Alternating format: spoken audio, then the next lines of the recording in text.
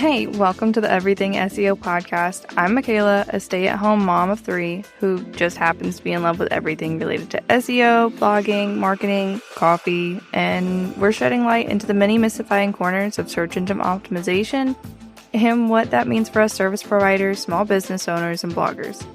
We're going to ditch the do-it-all narrative surrounding SEO and really sit down and craft strategies that are sustainable, but still get us those first page results. Now let's get cozy, grab your fave sweater and a cup of tea, and let's talk everything SEO. Hello, and welcome back to Everything SEO. Today, we're going to talk about what I think is a really, really good topic.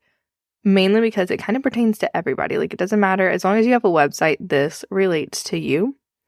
And it is something that pretty much anywhere you look up SEO, it's going to mention. So if you look up SEO tips on Google, this is going to show up. The only issue is normally they don't tell you what it means. They want you to do a little bit more research and kind of figure it out on your own. So today we're going to talk about what it means to use keywords in the right places. So even if you have it in like formal SEO research or keyword research, you probably have an idea of some type of keyword. So if it's on your services page, you're probably thinking, if you're an Instagram marketer, I need to rank for Instagram marketing. Okay, that's a keyword. So what do you need to do to put that keyword on your page to help you rank? And we're not going to talk about the difficulty of keywords today because that's a whole nother topic and about the keywords that you should target. We're just going to talk about where to put your keyword. So this is what it means to use keywords in the right places. Also, I just want to put a disclaimer out there. We're going to just talk about like your main pages right now. Content SEO, blogging, it's a little bit different. Just because it's long form content, and so where you mention your keywords is going to be a bit different than your regular pages, which tend to have like maybe 300 to 500 words, whereas, a blog post can have anywhere from 500 words to like 1,500 words or 3,000 words, although I don't recommend that, but again, another topic, another day. So for your main pages, you're going to start with your page title. So your page title is what Google's going to show people who search your website or search the keyword that you're trying to rank for. So if you're an Instagram marketer and you want to rank for Instagram marketing, your page title might look like Instagram marketing for service providers. So if someone looks up Instagram marketing and you happen to be ranking, the little clip that shows up on Google would say Instagram marketing for service providers. And there is your keyword in there. So perfect placement.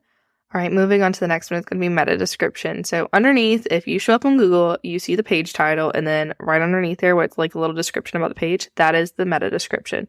And this is one of those things that you can specify on your website. So you want to mention your keyword once. You don't need to mention it multiple times, just once in your meta description. And it needs to feel natural. We're not going to make this super complicated, but it needs to be in your meta description somewhere in the beginning or at the end. Next is going to be your URL for the page. I always recommend that if it makes sense, then your keyword should match your URL. Well, your URL should match your keyword, really.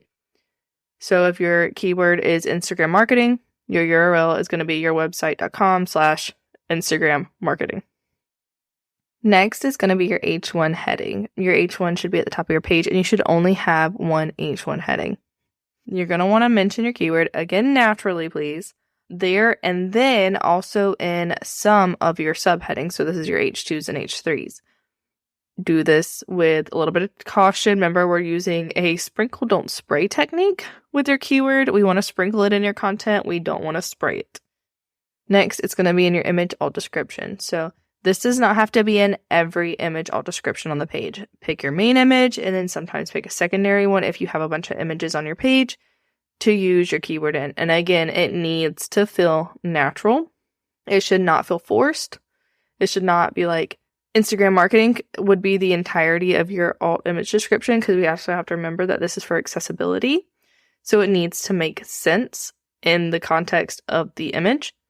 And I do go over this a little bit more in one of my YouTube videos, which you're welcome to check out, just about how to write a good image alt description and how to make sure your images are optimized for SEO.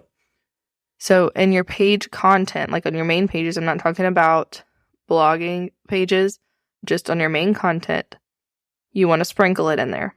Remember, like I said, sprinkle, don't spray.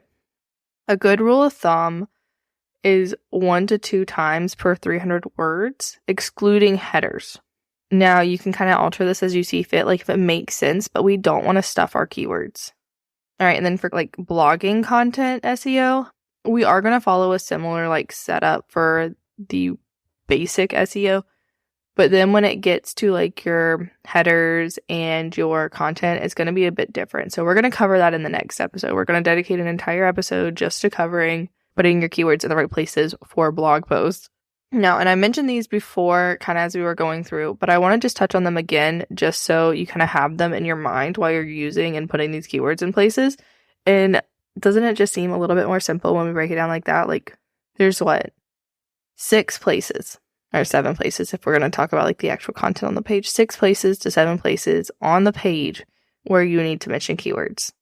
Your page title, meta description, URL, H1 heading, subheadings, and alt descriptions, and then like sprinkle it in your content. So pretty straightforward. Now getting into the copywriting things, that's a whole different ball field. But when you're putting them there, we have to follow a few best practices. So one of the first things you need to keep in mind is don't stuff your keywords. They should feel natural on your page.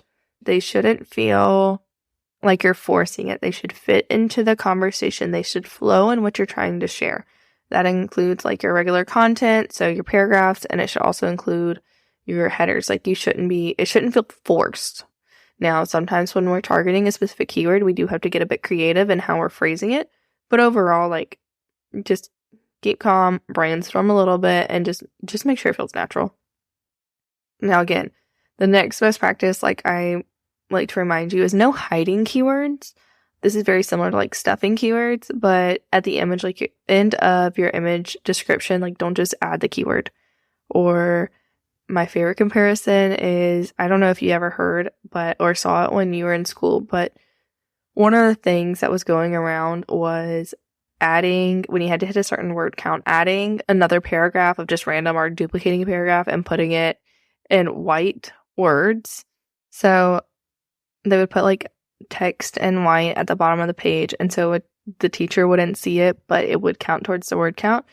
Like, don't do that with keywords. Don't just put it in random places even though people can't see it, because that's a big no-no. All right. Now, I mentioned this before too, is the sprinkle, don't spray. We don't want to overuse our keywords in our content. And there's a little bit of a way to get around this if we feel like we have to mention it, but we've already mentioned it what we feel is too many times. But it's 1 to 2 times for 300 words is what I've found works. And like, you know, use your gut instinct with this. Your gut instinct. Go with your gut with this. Like, listen to what feels good as you're writing, but try not to overuse it. Now, a way to get around this if you feel like you're using your keyword way too many times is to use alternative keywords, which are different variations of your keyword. So like Instagram marketing, an alternative would be marketing for Instagram. So there's just different ways to turn that around and kind of use it in your content without repeating the same thing over and over again. And what I love about this is like it's really broken down where you need to put your keywords and like some things that you need to think about while you're doing it. But the goal is not to overthink it, and we don't want to make it super complicated. Like, as with everything, the more you do it, the easier it's going to be. So you're going to get in the habit of putting the keywords naturally into your content. Those first few times are going to feel like it's hard, and it's going to feel kind of unnatural. The same thing, happens to me when I go to post on Instagram. Like, Instagram is not my main platform, so it takes me a lot longer to come up with a caption or to make a graphic than it does someone who loves Instagram. And the same thing goes with SEO and working in your keywords. Like, it's going to be a lot quicker for me who does it daily and does it often. And, this is what I do all the time versus somebody who's just getting into it. And so just give yourself some grace, and you can always make updates. So the benefit of having our websites and having access to our website, which is, I'm going to give a little shout out to Showit, and I love WordPress for this too, but it's very user friendly to go back and update like your SEO on your pages. Now, the only thing I don't recommend is updating your URL. That's an easy and quick way, like break a bunch of links and mess up your SEO. But feel free to go back and update your page titles, update your meta description, and, play with your headings if you can, and it still makes sense. and just kind of see how that impacts your results. Obviously, give it a little bit of time to settle and see if Google is going to change or improve your rankings, but just fill it out. It's actually recommended that you go back and update your pages, say with your content, for SEO and kind of fit SEO best practices as they are. But that is all for today. If you want to know a little bit more about like keyword placement, or, are you putting them in the right places? How can you put them in the right places on your website? Like, feel free to book a strategy call. That's one of the main things that we do. We look at your pages, or one of the things that we can do. We look at your pages and I can kind of guide you on how to rephrase this to fit a keyword. What are some of the best keywords that you can use in these pages? And just, if you're talking to Google in the best way possible, to share what you're doing and rank for what you want to rank. So if you want to do that, the link's in the show notes, along with a few other resources to kind of help you with ranking and placing your keywords. But until next week, when we're going to talk about where to place your keywords in your blog content, I hope you have a great time. As always, I hope you are able to learn at least one new thing today and how you can apply it to your own business or blog. Thanks for listening to this episode of Everything SEO. Don't forget to hit follow so you don't miss the next episode. It's a goodie, and check the show notes for everything we talked about today. And come connect with me on Instagram at comamama.co if you have any questions or thoughts you want to share. Talk soon.